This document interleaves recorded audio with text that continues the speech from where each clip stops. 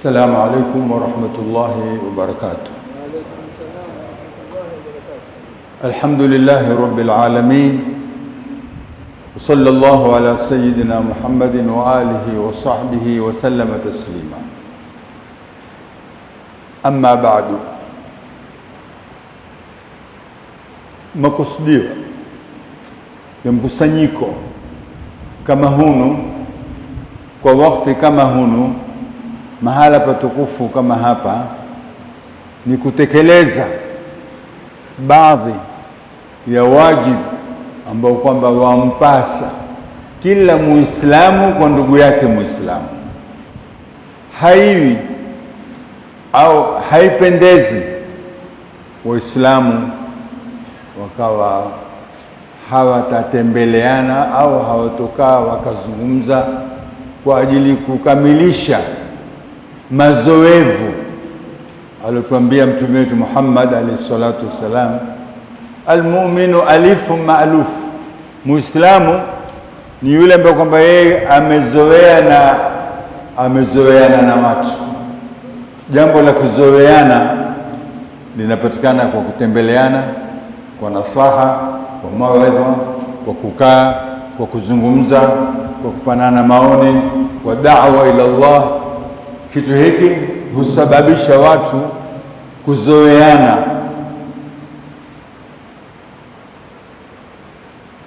na kupendana. Haiwi ni vizuri ndugu yetu amekuja, hatukuwahi kukutana naye, hatukupata kuzungumza naye, isimaanishe zaidi kwamba labda nikuja kuwapa faida kuliko kwamba mimi mwenye kuzungumza yawezekana kabisa kwamba napata faida kuliko nyinyi mnaotarajia kupata faida kwangu. Haiwi huku kudirikana na kuwa pamoja na kufahamiana. Muhadhara huu na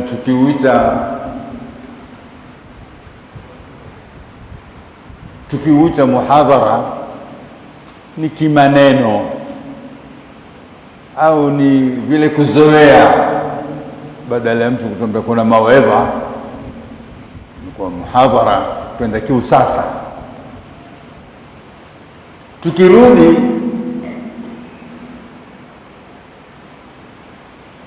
katika hii mada au hili tamshi, tumekwisha ma ja'ala Allahu lirajulin min qalbayni fi jawfi. Mafhumu ya muhadhara kwa hakika ni kupendelea tu kuita muhadhara, lakini haya ni mauidha. Haya ni mauidha. Mauidha ni watu kukaa mbele ya mwenye kutoa mauidha wakasikiliza. Muhadhara watafautiana sana na mafhumu ya muhadhara. Kwa utasema huno ni muhadhara. Muhadhara huja wanafunzi walosoma na mabuku yao na karatasi zao na kalamu zao, na mwenye kutoa muhadhara akatoa vifungu, kifungu hiki kitabu fulani, peji fulani, ukurasa fulani, wale wakawa husajili. Lakini ndio tena kisasa muhadhara si muhadhara, haya ni mawaidha. Lakini ndio kisasa, zitu zingi zimebadilika. Zingine hata zikiwa ni zizuri siku hizi zimekuwa ni zibaya. Leo kamwambia mtu fulani kazi yake ni kuuza unga, ishafahamika kuuza unga siku hizi ni kuuza mukhadarati. Hatofahamu kwamba wauza unga wa posho au unga ngano. Utaona wewe umenitukana, wewe unaniambia mimi nauza unga. Mafahimi haya yamekuwa yabadilishwa, hata hatujui tuzungumze vipi. Almuhimu hunu ni muhadhara kwa lugha tunayotumia kisasa, lakini si muhadhara, ni mauidha, kuoneshana na kupanana nasaha na kusahihisha baadhi ya ambayo kwamba yafahamika kimakosa. kwa sababu kadha wa kadha. Kimoja ambacho kwamba tunaona kwa mnasaba wa majlis kama haya cha kufaa kusahihishwa na kimetokana na aya zilizoanza kusomwa na utangulizi ulioanza kusikia, ni kusahihisha maana ya qala Allahu qala Rasulullah. Mafhumi, mafahamisho, maelezo ya qala Allah, Mungu kasema, qala Rasulullah, mtume kasema, mtume wa Mwenyezi Mungu.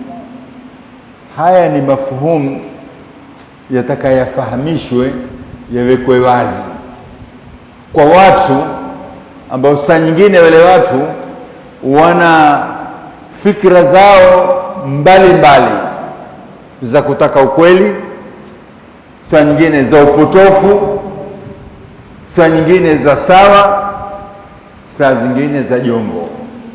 Na hii ni hali hutegemea kwa kila mtu namna yake. Mpotofu aweza kwamba mimi bwana, katika dini bwana, sitaki huyu wala huyu wala huyu, mimi nataka qala Allahu qala Rasulullah, Mungu kasema, mtume kasema, usiniletee huyu wala huyu wala huyu. Wakati mtu namna hili, iwapo kayasema haya kiupotofu, mtu namna ile huwa hatuna namna ya kuweza kuzungumza naye. Maadamu yeye ni mpotofu, atashikilia ule ule upotofu wake tu. Isipokuwa yaweza kuja mtu akawa ni mkweli, maskini, hajui, ataka kufahamu nini qala Allahu, kasema Mungu, qala Rasulullah, pale ule huwa ni jahil, faalimuhu, ni mjinga, msomesheni. Neno la kusema sitaki mimi bwana ila qala Allahu qala Rasulullah, si neno zuri. Iwapo mtu alikuwa hajafahamu, sasa kafahamu, yataka afahamu kwamba Muislamu hafai kusema mimi sitaki hili wala hili, nataka qala Allahu qala Rasulullah. Huwa hajafahamu hata ile maana ya qala Allahu qala Rasulullah, hajaifahamu. Asemapo mimi sitaki neno au sitaki hukumu au sitaki maelezo illa qala Allahu qala Rasulullah, huwa yeye kesha jichora kwamba yeye hataki maneno ya ulama au maneno ya mtu mwingine sio kwa Mungu au mtumi. Mchoro ule si wa wino na kalamu, ni wa hali yake, kwamba mimi mjinga, kwamba mimi mjinga. Iwapo ni kiupotofu, ikiwa ni kwa lillahi taala, ataka kufahamu, basi fadhaka jahilun faalimuhu, ho ni mjinga, msomesheni. Na sisi hapa tuzidi kujitoa katika ujinga wa hali kama hiyo. Kifungu cha kwanza, wakati mtu atakwambia mimi sitaki isipokuwa qala Allahu qala Rasulullah, huwa yeye aamanisha hataki neno la mtu, na kule kuamanisha kwamba yeye hataki neno la mtu, ashaipinga hiyo qala Allahu qala Rasulullah, kwa sababu Mwenyezi Mungu kesha tuambia twende kwa watu ambao kwamba si Mungu si mtumi, tusikize maneno yao, na wao si Mungu si mtumi. Alipotuambia Mola, huyu mtu yeye ataka qala Allah, huyu mtu ataka qala Allah, basi Mola atuambia fasalu ahla dhikri, waulizeni wenye elimu. Ile ile qala Allahu anaitaka yeye, yamwambia nenda kwa watu. Wewe hutaki watu, wataka qala Allahu, na Mola kwambia nenda kwa watu. Ile ile aya au kifungu au fikra yako, hutaki kitu illa qala Allahu, basi Mola akwambia huyo ambao kwamba wewe wataka maneno yake, akwambia fasalu ahla dhikri, waulizeni wenye elimu. Wenye elimu ni watu. Utawakimbia vipi watu? Utaona ima alikuwa ni mjinga, hakufahamu. Akifahamu na yeye aitafuta haki, aelewe basi kwamba ile qala Allahu, Mola kasema, yamwambia nenda kwa ulamai, fasalu ahla dhikri. Bali hadithi za Mtume sallallahu alayhi wa alihi wasallam, hakuna budi, hakuna namna ila sisi turudi kwa ulama ambao yale wanayosema wao ndio hiyo qala Allahu, ni tafsiri ya qala Allahu qala Rasulullah sallallahu alaihi wasallam. Tukua baadhi ya mifano. Tukisema mtu ataka qala Allahu, maana yake ataka Qur'ani tu. Akisema mimi nataka qala Rasulullah, ataka ya Mtume tu, hataki mengine. Balaya hizi za tofauti na hawa na hawa na sistaki mimi nataka qala Allahu qala Rasulullah. Sasa kule kusema hayataki haya yanamtia katika matatizo, ataka haya Mungu kasema, Mtume kasema, ndio yamezidi kumtia katika matatizo. Huwezi kuifahamu qala Allahu qala Rasulullah bila ya kurudi kwa ulama. Wao watakufundisha nini hapa, madhumuni ya Mola aliposema hoyo Mola kwa kwamba wewe wataka qala Allahu. Hili neno hebu tuambie, tufasirie. Utalifasiri vipi? Utapata shida sana. Tukua mfano mdogo tu wa kuonesha utendakazi wa Mwenyezi Mungu Subhanahu wa Ta'ala. Mola ametuumba, ametuwekea dunia na ziliomo ndani ya dunia zote, tuzitizame tupate dalili ya umoja wa Mola. Wa fi kulli shay'in lahu aya, kila kitu kina miujiza tadullu ala annahu alwahid, Mola ni mmoja. Sasa Mola ametuwekea zitu duniani na ametaka tuzitizame ili tupate mazingatio ya kwamba Mola ni mmoja. Kaweka nyota, bara, bahari, wanyama, miti. Mti unatoa matunda.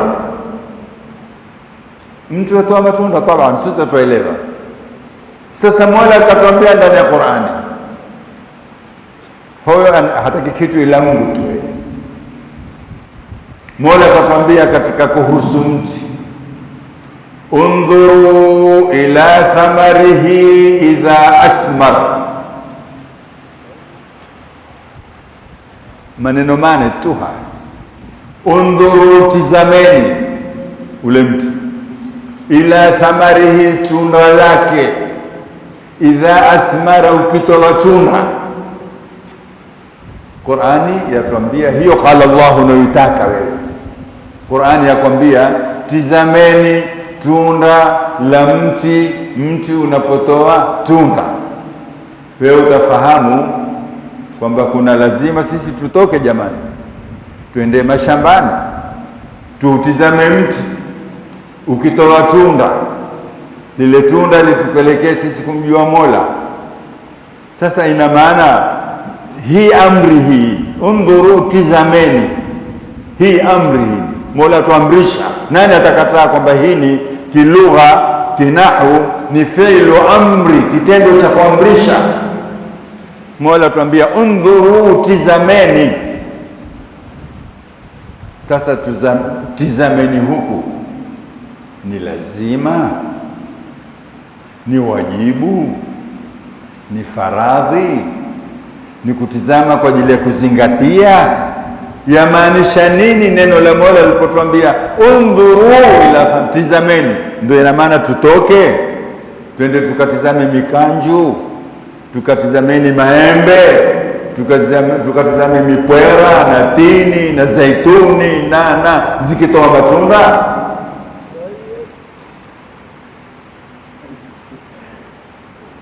Atakapokutuambia la bwana, si wajibu, tutarudi kwa mtu sasa alokuambia si wajibu nani? Na Qur'ani atuambia undhuru, tizameni, ni fi'li amri, tuamrishwa. Wewe utatuambia hili kilugha kweli ni kitendo cha kulazimishwa sisi, lakini madhumuni yake ni amri itibari, katizameni, muzingatie utendakazi wa Mungu. Si maana tutoke jamani tulishike tunda tulitizame, sio madhumuni.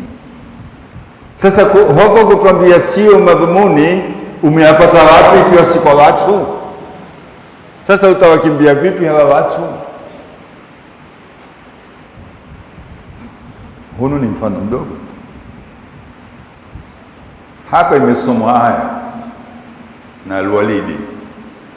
Ndiye Walidi, sikukosa? Mashaallah. Inna min as-saada an yushbiha al-waladu abahu. Basi mimi naona ni Walidi. Samahani mwanangu. Mwanafunzi. Qur'ani yatuambia aqimis, imesomwa hapa hivi sasa, aqimis salata. Sasa mistaki ila Mungu, qala Allah, wewe hutaki ila qala Allah. Aqimis salata, simamisha swala, liduluki shamsi, wakati wa asubuhi. Almuradi ni asubuhi, jua likianza kusambaza au kutumbuza au kutoka au yani kuanzia jua asubuhi, simamisha swala, ila ghasaqil layli, mpaka usiku. Sasa ukiitukua qala Allahu hapa ni kwamba wewe toka asubuhi mpaka usiku swali, huna nafasi ya kupumzika. Mola akakwambia aqimis salata liduluki shamsi ila ghasaqil layli, mpaka usiku. Una nafasi ya kufanya kazi? Unayo nafasi na wewe ni karani? Unayo nafasi na wewe ni baharia? Unayo nafasi na wewe ni waziri? Unayo nafasi wewe ni mtu wa shamba, na umeambiwa simamisha swala toka asubuhi mpaka usiku, ila ghasaqil layl? La, madhumuni hapa ni saa za asubuhi, ni swala ya asubuhi, katikati tangia dhuhuri, tangia alasiri, tangia magharibi mpaka usiku. Umeyapata wapi? Umeyapata wapi ikiwa si maneno ya watu? Ile qala Allahu ina matatizo tu ya leo kusoma, utapotea, upoteze na watu. Sisi huenda kuhiji kwa walioafikiwa, na Mungu atuafikie sote tukahiji, na ambao hawajahiji wahiji, na waliohiji wazidishe. Tukiweko katika ibada ya hija, hatufai kuinja wanyama, hufai kabisa, bali hata kucha zako huwa kuna wakati hufai kuzikata, au nywele zako kuziondosha, hufai, ni haramu. Na wanyama kuwainja, kuwapiga ni haramu. Hurrimat alaykum saydul bar, hatufai. Sasa tukimaliza hija, tukimaliza amali ya hija, Mola atuambia wa idha halaltum fastadu, mkimaliza hija kainjeni, nendeni mkainje. Fastadu fil amriyo, tokeni mwende mkainje. ni lazima, ni khiari mkitaka, baada ya kuwa mlikatazwa. Ukituambia hii si amri bwana, ni khiari, maana yake mkisha hija mwaweza kuinda. Nani kasema? Utarudi kwa ulama. Kwa ajili hiyo mwanadamu amuogope Mwenyezi Mungu Subhanahu wa Ta'ala kwa kutaka kusema la kwanza, la pili, mimi nataka qala Allahu qala Rasulullah. Ikiwa ni upotofu, mtu leo huwa hatuwezi hata kuzungumza naye, sababu mpotofu huwezi kuzungumza naye maadamu yeye ni mpotofu. Lakini akiwa aitaka haki na ukamuona ni kweli, basi mweke, mwambie.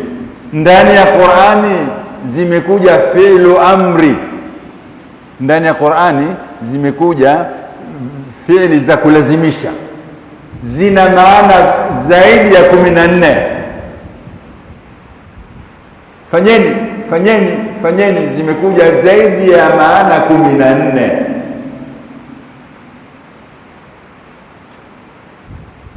Mola aliwatisha wasokuwa na imani. Mola aliwatisha wasokuwa na dini, waliotoka katika mila na dasturi, wakakanusha, wakawa wapotofu, na Mwenyezi Mungu akawaita kwa vizuri na kuwataka wao, wakakataa. Mola akawaambia, haya sasa, i'malu ma shi'tum. Imo ndani ya Qur'ani. Mola waambia makafiri wasokuwa na dini, i'malu ma shi'tum, fanyeni mnavyotaka. Hivi utaitukua maana fanyeni mnavyotaka, wainuke wale wafanye watakalo? Ndio madhumuni ya neno la Mola alipowaambia fanyeni mtakalo. Ndio maana wainuke wafanye watakalo, na likiwa jongo wapate kusema Mungu katuambia fanyeni mtakalo. Ndiyo madhumuni ya amri ile hapa yaitwa ni amri ya kutishwa watu. Kama mwanafunzi akimwambia kama mwalimu akimwambia mwanafunzi, wewe usije madrasa, wewe usisome, wewe usitwali, huwa yamaanisha asitwali? Huwa yamaanisha asisome? Huwa yamaanisha asije madrasa? Au ni kumtisha? Wewe endelea hivyo hivyo, endelea hivyo hivyo, maanake utaona sasa pale wewe watisha. Fi'lu amri ile yaitwa tahdidi kwa lugha ya Kiarabu, watisha. Endelea, usije msikitini, usije msikitini. Ndio maana asije msikitini, aseme mwalimu ameniambia nisije msikitini, au anitisha. Sasa katika hiki kimoja tu cha kitendo cha amri ndani ya Qur'ani kimekuja namna nyingi sana. Utakifasiri vipi? Na wewe hutaki kitu ila qala Allah.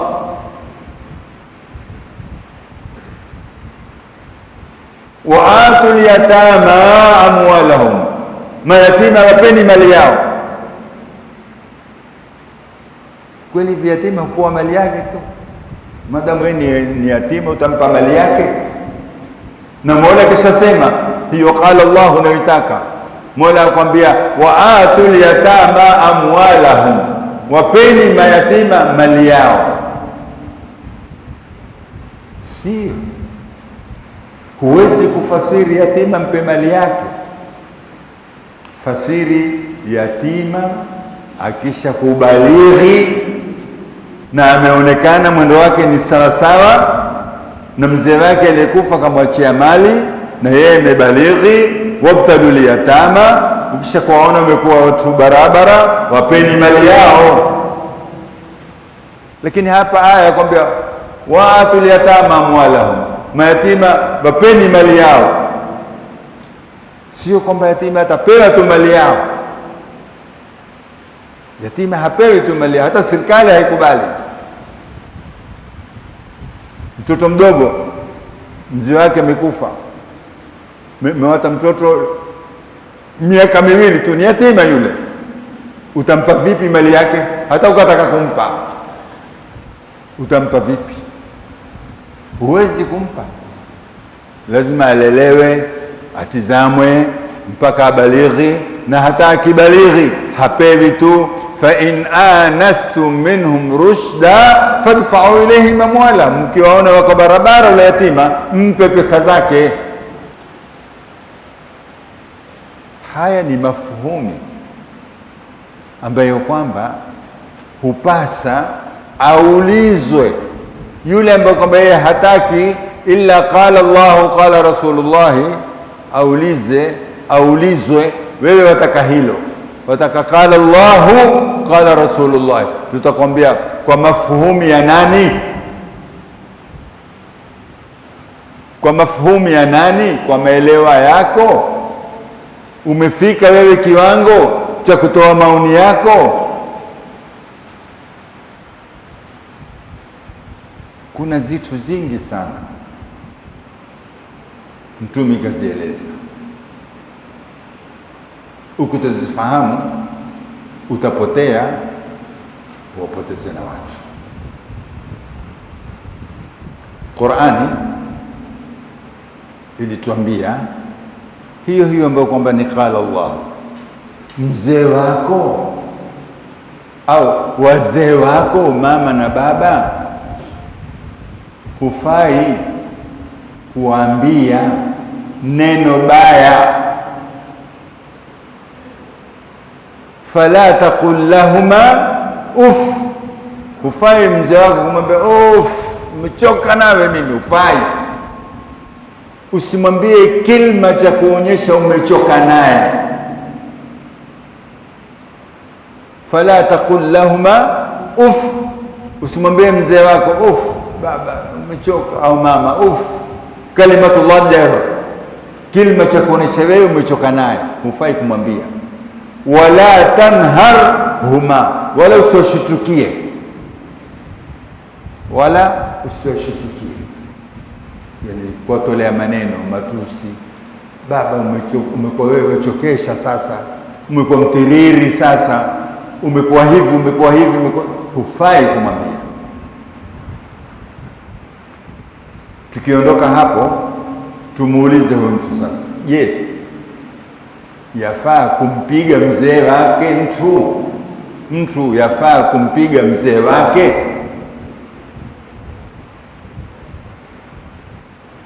Akituambia haifai, iko qala Allahu Ta'ala kwamba usimpige mzee wako. Hebu nipe aya ya Qur'ani inayosema usimpige mzee wako. Hakupi, hakuna. Wala tadribuhuma, wala msiwapige, hakuna. Kwa ajili hiyo, je, itafaa kumpiga mzee? Kwa sababu aya haikukataza, hakuna usimpige mzee, imekataza usimtolee maneno, usimtolee ukali, usimshutukie, usimsomee. Lakini haijasema wala tadribuhuma, wala usiwapige. Hakuna aya wala hadithi kwamba usimpige baba na mama. Sasa tutakuja wapi? Tutakuja katika kaida. Sasa tutakuja katika kaida, na kaida zimewekwa na ulama. Je, iwapo Qur'ani imekwambia usimtolee maneno makali, itafaa kumpiga? Maneno makali tu usimtolee mzee wako, itafaa kumpiga? Hapo utatukua kiasi. Ikiwa mimi mzee wangu, mamangu au babangu nimekatazwa kuwatolea maneno, basi kuwapiga ni babu aula, ni bora zaidi, sifai kuwapiga.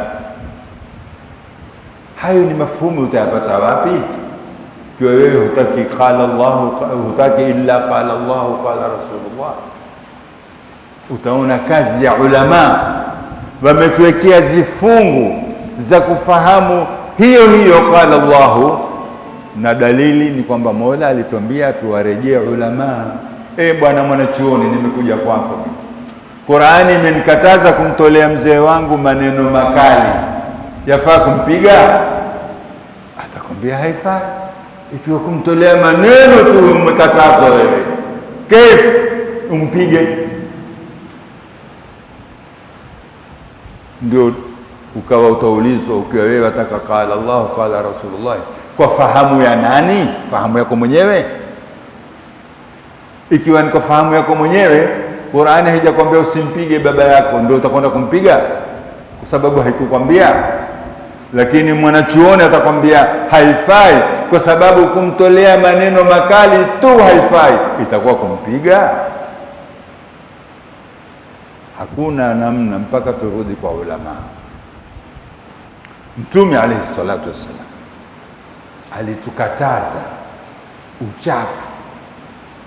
alitukataza uchafu, akatuamrisha unadhifu, akatuamrisha usafi. Hata mahala kama kuna maji yametuama, yamekaa yale maji hayatembei, hufai kuingia haja ndogo. La yabulanna ahadukum fil ma'i rakidi, na dini haina haya. Sema lile neno usikojoe. Sisi hatupendi kusema maneno usikojoe, lakini sasa ni elimu hii. Mtume akwambia usikojoe katika maji yalotuama. Maji yalotuama ni maji yamekaa hayatembei. Mahala hivi kuna maji mengi, yale maji lakini yamekaa kama ziwa au kama, usikojoe. Naam, ule mtu atakwambia kweli kasema Mtume, lakini mimi sitaki kukojoa, nataka kuingia haja kubwa. Sababu Mtume hakusema usiingie haja kubwa, amesema usikojoe tu. Mtaweza kuingia haja kubwa? Iko hadithi alokuambia Mtume usiingie haja kubwa katika maji yalotulia. Lakini mwanachuoni atakwambia iwapo haja ndogo hufai, itakuwa kubwa, itatukua kiasi, na kile kiasi chawekwa na watu ambao kwamba wamefika daraja ya kwamba wao wana maarifa, wana ilmu, wana ukamilifu. Tumeambiwa na Mola, fasalu ahla dhikri. Bwana, mimi nataka kuingia haja kubwa hapa na maji yamekaa tu, na Mtume katuambia tusikojoe. La yabulanna ahadukum, asiingie haja ndogo mmoja wenu katika maji yalotulia. Hajatuambia tusiingie haja kubwa. Je, nikalitupe lile la kutupwa kwenye maji yalotuama? Mwanachuoni atakwambia hilo halifai kabisa. Sisi tumetakiwa tukiswali tutawadhe, hakuna sojua hilo. Sisi tukitaka kuswali tumelazimishwa tutawadhe. Haya, tutayakuta mengi hapa ya kututatiza ikiwa hatutokwenda kwa ulama. Tutawadhe. Isome aya kwanza, yatuambia idha kuntum ila salati, mukiinuka mwenda kuswali, faghsilu wujuhakum, usheni uso, wa aidiakum ila almarafiqi, wamsahu biruusikum wa arjulakum ila alka'baini. Ule udhu tunaujua. Sasa kabla hatujaingia katika mengi, hii idha kuntum ila salati, munaposimama kuswali. Je, ni kila tukisimama kuswali tukatawadhi hata kama udhu tunao? Qur'ani yakwambia idha kuntum ila salati, mukiinuka kwenda kuswali katawadheni. Sasa yao kutakmima hapa, tutasimama kuswali, italazimu twende tukatawadhi hata kama una udhu. Si aya imesema idha kuntum fasiru zuri, idha kuntum, mukisimama ila salati, kwenda kusali, faghsilu wujuhakum, yani katawadheni. Je, yamaanisha kila tukitaka kusali tukatawadhe au udhu mmoja utatosha? Utakapokutuambia udhu mmoja watosha, tutakwambia umelipata wapi hilo? Na Qur'ani atuambia idha kuntum, mukisimama kutaka kuswali katawadheni. Taban mtu aweze kufahamu wazi wazi kwamba kila nikitaka kuswali mimi, kila nikitaka kusimama kuswali, yani lazimu mimi nikatawadhe. Na hilo hatufanyi sisi. Mtu akiwa na udhu mmoja aweze kuswali udhu wa asubuhi na dhuhuri na alasiri, bora usivunjike. Mwanachuoni ndio atakufahamisha. Bwana, haijamaanisha kila ukitaka kusimama kuswali ukatawadhe. Maana yake unapotaka kusimama kuswali huna udhu, katawadhe. Mukitaka kusimama kuswali hamuna udhu, katawadheni. Mkiwa nao udhu msitawadhe. Hayo ni maneno yametoka kwa ulama, na wao wameyatoa katika Qur'ani, wameyatoa katika hadithi za Mtume. Ukimwambia hebu nifahamishe uzuri, atakwambia Mtume kaonekana mara kadha wa kadha kwa udhu mmoja akaswali swala kadha wa kadha. Masahaba kwa udhu mmoja wameswali swala kadha wa kadha, bali ijmaa sote tunaonekana hapa kwa udhu mmoja tuswali swala kadha wa kadha. Kwa ajili mimi kwa haina lazima kila ukitaka kuswali ukatawadhe. Ina lazima kila ukitaka kuswali huna udhu, katawadhe. Utayapata wapi mafhumi haya wewe ndani ya qala Allahu na qala Rasulullah? Ukitoambiwa na ulama bado hono udhu hujamalizika. Faghsilu wujuhakum, osheni uso. Hiyo ni nguzo ya pili. Hiyo ni nguzo ya pili. Ya kwanza ni nia. Je, hebu nambia, hii Qur'ani ilituambia mkitaka kutawadha fanuti, yani nia. Iko nia katika Qur'ani? Sisi tuambiwa siku zote nguzo za udhu ni 6. Ni kutia nia, kosha uso, mikono, kupakusa maguu na kufuatilisha taratibu. Iko aya ya taratibu? Iko aya mkitawadha tiani nia? Hata Mtume iko aya Mtume katuambia mkitaka kutawadha tiani nia? Hakuna. Lakini iko.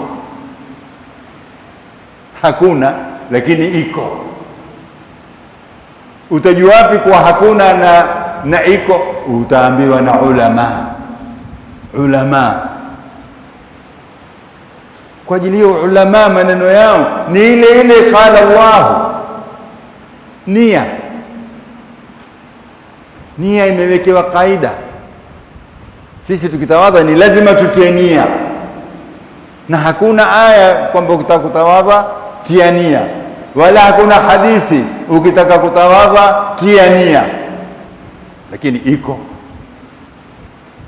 Mtume alipotuambia innamal a'malu binniyat, amali zote zatakania. Je, udhu ni amal si amal? Ni amal, yatakania. Qawaid alfiqhiyya hizo sasa wanachuoni wakawekea kaida. Sasa hakuna nia ukitaka kutawadha katika Qur'ani, hakuna nia katika hadithi ukitaka kutawadha nena lakini ni lazima iwe nia, kwa sababu udhu ni amal, wa innamal a'malu binniyat walau rudduhu ila Allah wa ila ar-rasul. Ndio hayo sasa.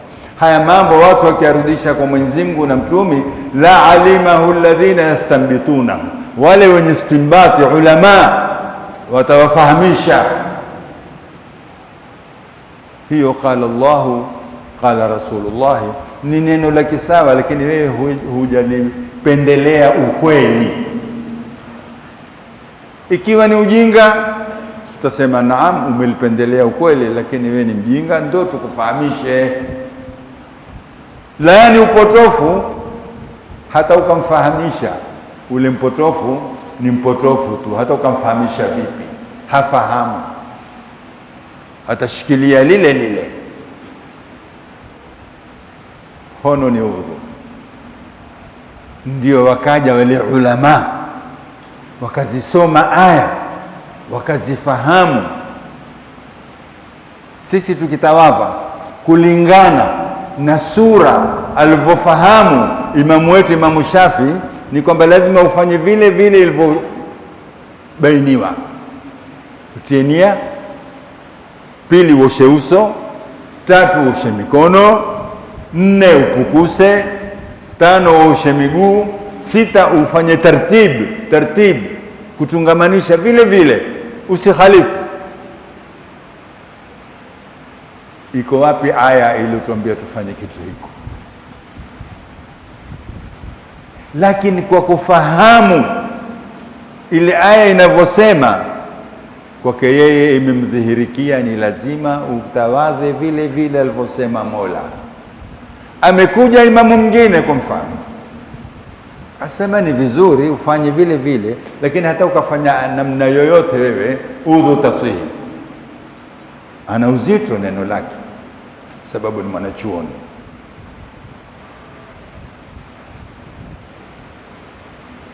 Mkubwa wako kakuwekea sambusa na chai, akakwambia kula sambusa unwe na chai. Kula sambusa, katanguliza nini? Kula sambusa unywe na chai. Katika wanafunzi mmoja akafahamu ni lazima tufanye vile vile, tule sambusa kisha tunywe chai, ndivyo alivyosema ustadhi. Mwingine akasema la bwana, bora hizi zitu zipitishwe tu, ukianza chai ukianza sambusa, umefanya ukufanya, utaweza kumtia mtu makosani, sababu hapo hapana kisha. Kama alisema kula sambusa kisha kunwa maji, ingekuwa hakuna hili wala hili, ni sambusa kisha chai. Lakini kula kunywa ndio iliyowapa wale ulama. Kweli Mola kasema ukitawadha osha uso, osha mikono, upukuse mpaka mwisho, kama hunu udhu tunaofahamu ni sawa na ni vizuri, lakini yeye jitihada yake imemdhihirikia kwamba si lazima lile, si lazima, sababu wao katika lugha ya Kiarabu maana ina maana ya na osha na osha na haikuja kwa kisha. Ingekuja kwa kisha ungekuwa huna namna ya kukhalifu. Osha uso kisha mikono kisha pukusa kisha miguu, huwezi kukhalifu bali. Lakini osha uso na mikono na pukusa na osha miguu, waweza kufanya chochote. Lakini mimi naona huyu aliyosema hivi kapata zaidi, sawa, lakini huwezi kumtia na huyu makosani. Je, utayapata kwa nani hayo? Hebu tuoneshe aya ya Qur'ani au hadithi za Mtume ilosema zitu kama hizi. Ikifika saa ya adhani, tafadhalini kuadhiniwe.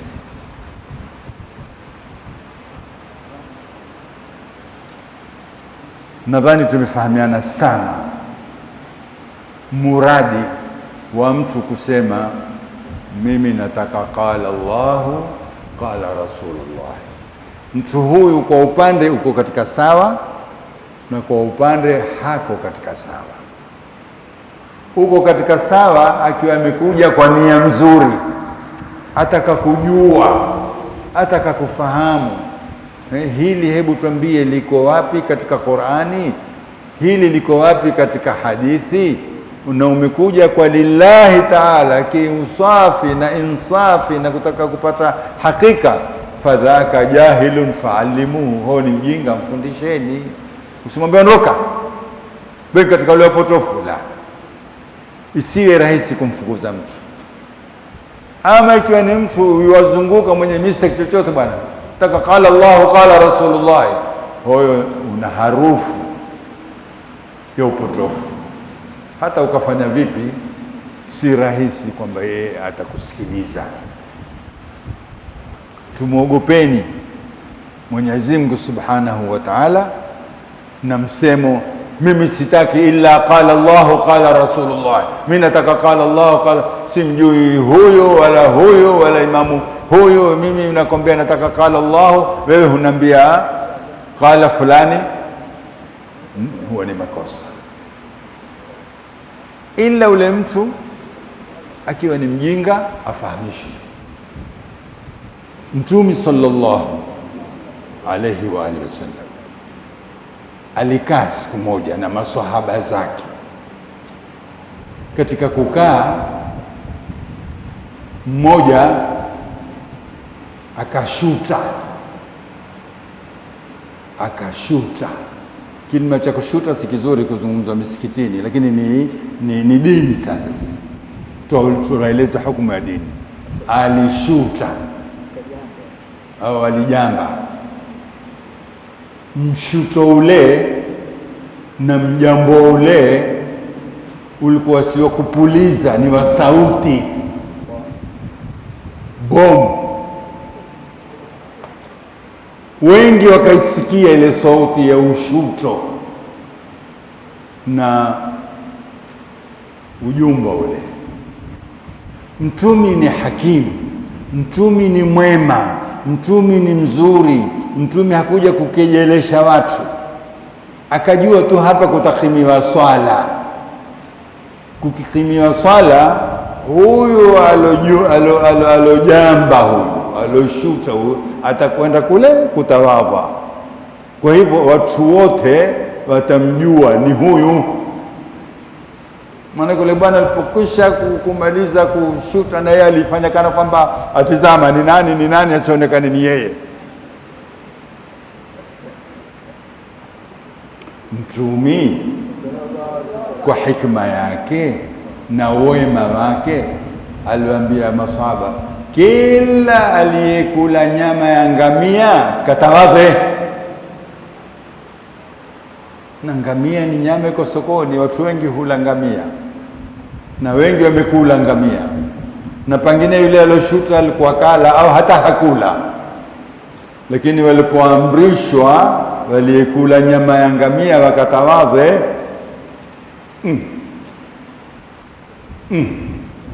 ule naye alijitia sasa, kaenda katawadha. Kiwa alikuwa kala, kiwa hakula, lakini hakutambulikana, hakujulikana, hakufedheheka. Na hapo utaona busara za Mtume. Sasa ulama wakafahamu kitu kama hiki, kwamba kila anayekula nyama ya ngamia ni sunna katawadhe, wengine ni lazima atawadhe. Ulama wengine kusema la bwana, hii ni kitu kilizuka hapa. Mtume alikitaka kumsitiri huyu alofanya kile asijulikane kwa lile, si maana kila alokula nyama ya ngamia akatawadhe. Utayapata wapi haya yakiwa hayakuja kwa ulama? Mtume kaamrisha hapa alokula nyama ya ngamia katawadhe. Je, amri hii ni ya lazima au ni kwa ajili ya ile hadithi iliyopatikana ilizuka? Moja hilo. La pili, alikihutubu siku ya Ijumaa, hutuba ya Ijumaa, kaingia bwana, kiingia yule bwana kakaa. Mtume katikati ya hutuba akamwambia, asallaita, umeswali wewe? La ya Rasulullah, siku swali. Mtume akamwambia, qum fasali, inuka uswali. Akainuka yule bwana akaswali rak'atayn zile. Je, qala Rasulullah, hapa amara Rasulullah, Mtume ameamrisha. Ule alikuwa hakuswali, Mtume akamwambia inuka uswali. Je, ni kila anaingia msikitini na khatibu wa khutubu hajaswali aswali? Akitoswali atapata dhambi? Na tuwaona wengine kadha wa kadha hungia hapa na khatibu wa khutubu hawaswali wakakaa. Ni lazima ifahamike amri ile ni ya lazima, ilikuwa ni ya sunna au ilikuwa vipi? Hayo hutoyapata katika hadithi wala Qur'ani. Ni ni ulama. Sasa na mtumi, sisi tunaona watu wakati wa kusali wana kijiswaki chao mfukoni, kapiga mswaki, au wengine hata hawana mswaki, ushika hata nguo mkono wa kanzi hivi. Mtume alikuwa sallallahu alaihi wasallam kila wakati wa swala yasushu famahu, hali kipiga mswaki tunavyofahamu sisi, mswaki utukua dawa utie kwenye mswaki upige mswaki, la yashusu famahu, alikipitisha tu hivi. Na wengine wakatoa dalili kwamba hata hii ni kama mswaki, maanake mswaki ni chenye kusafisha yale meno, hata kama ni swafi, lakini mtume alikuwa unao mswaki wake wakati wa swala yashusu. Pengine alikupeleka huku kurudisha huku, basi kaurudisha. Haikuwa ni ya kumaanisha kwamba alikuwa una mswaki huupiga na masahaba huko nyuma wameshangazwa, wangojea mtume apige mswaki mpaka amalize kisha urudishe ufukoni. Haikuwa namna hiyo, ni kiasi cha ishara, alikupeleka huku kurudisha huku, basi pengine hata hauwi na athari kamwe ya uchafu. Ile ni sunna, yafaa. Sasa ni lazima, na mtume alikifanya. Mtume ameamrisha, mimi nataka qala Allahu qala Rasulullah, amara Rasulullah, faala Rasulullah. Ulama watakwambia la, lile si lazima, sababu alikionekana mara nyingine alikuwa hafanyi, ikaonyesha kwamba ni sunna tu, lile si la lazima. Wala haimaanishi kusugua lile kano kwamba alikisugua ni kama mswaki ule tunaofahamu wa kutoa uchafu na makoho na mate na makohozi, la yashusu famahu, alikipitisha. Bora wa zama ni zile zama za mtumi, miaka 100 ndo karne, kuanzia mtumi mpaka kufika miaka 100, zile ndizo khairul quruni. Kisha zinazofuatia zinapungua kidogo, kisha ni zile za karne ya pili kutimiza miaka 200, thumma alladhina yalunahu, kisha ni wale wenye kufuatia. Yamaanisha kaida ambayo kwamba haikhalifiki, haendi kinyume, na kwamba kila kitu desturi huenda kikipungua. Hii ni kaida, kila kitu huenda kikipungua. Sasa ubora ni kile cha kwanza, kile tukiweza kukifanya kama sura kilichokuwa cha kwanza ndio inayotakikana. Tukiwa tena tushindwa, cha pili ngaa, tukishindwa cha pili ngaa, cha tatu. Hizi ndizo karni bora. Wala haimaanishi baada ya karni 3 kwamba zilokuwa baada yake ni mbovu, lakini si kama ya kwanza, na ya pili si kama ya kwanza, na ya tatu si kama ya pili. Nadharia ya kupungua iko katika kila kitu. Mwezi ukiandama mpaka mwezi 14 ndio mwezi mtukufu, utaona umeng'ara, umekwisha kukoma katika mng'aro wake. 15 waanza kupungua mpaka unakosekana. Nafikiri hata mchuzi wa kwanza utaona rojo lake, jamaa amepungua, tia maji ya moto kidogo, ni mchuzi tu, uongeze tena, uongeze tena maji, wa hakadha. Haimaanishi kitu kimoja. Kwanza nataka tukifahamu, karni ya kwanza ndiyo bora, lakini ni 100%, ile ndiyo bora. Kulikuwa kuna mabaya, kulikuwa kuna munafikina. Hiyo karne ya kwanza kulikuwa kuna munafikina. Sawisha siku moja mtumi zilivyompanda ndani ya msikiti, alikisema wewe toka mnafiki, wewe toka mnafiki, wewe toka, mpaka wanafiki 300. Na hiyo ndio karni bora, kawafukuza wanafiki 300 ndani ya msikiti wake.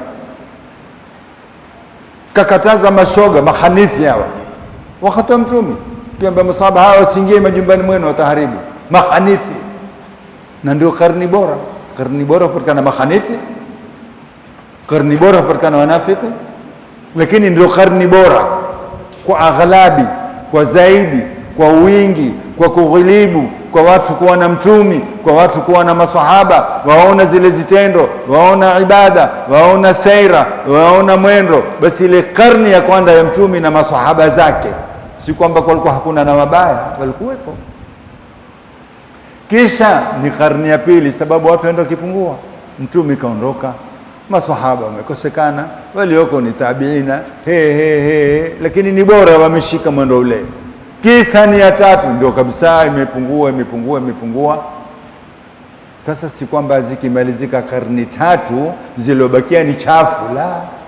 Sisi tuko karni ngapi sijui hili, lakini alhamdulillah walioko wako, walikuwa wazuri wako, ulamai wako, wacha Mungu wako, alhamdulillah, na wabaya wako. Lakini bora ya karni, miaka 100 ya kwanza ilikuwa bora ni ile yake mwenyewe Mtume, kisha ilofuatia mpaka alhamdulillah rabbil alamin. Tukuomba ya Rabbi, mkutano wetu hunu uwe ni khalisan liwajhika alkarim, uwe na ikhlas tukufanyia wewe Mola. Walosikiza na walosikizishwa tuliyozungumza, Mwenyezi Mungu atuafikie tuyafahamu kwa uzuri, na shukrani kubwa ni za Mola na swala zote ni za Mtume, na kuwashukuru ndugu zetu tulikuwa pamoja. Hii ni kushajishana, hii ni kupanana moyo. Mola tutilie baraka, atutilie na taufiki, atupe fi dunia hasana wa fil akhirati hasana. Tusiondoke hapa ila Mwenyezi Mungu ametufutia dhambi zetu, ametutakabalia tauba yetu, ametukidhia haja zetu, ametusaidia kulipa madeni tudaiwayo, atuondoshe hamu, atuondoshe ghamu, atupe kila lilokuwa zuri la dini na dunia na akhira. Wa sallallahu ala sayyidina Muhammadin wa alihi wa sahbihi wa sallam bisirri asrari al-Fatiha.